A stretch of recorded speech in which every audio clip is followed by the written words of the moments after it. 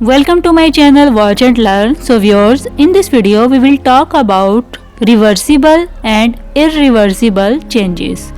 First of all, we will discuss about reversible change. A change that can go forwards or backwards is called a reversible change. It is a temporary change. We can get the same thing again.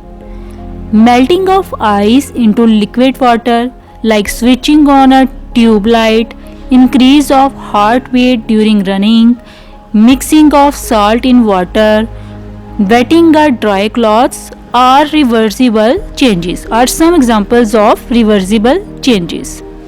Next we have irreversible change. What is irreversible change?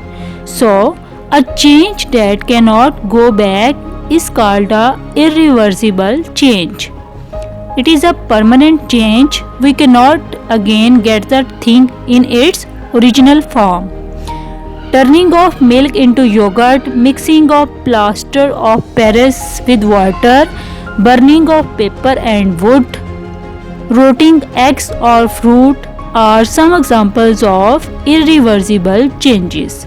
I hope so you understood this simple concept about reversible and irreversible changes. For more informative and latest video, kindly subscribe my channel.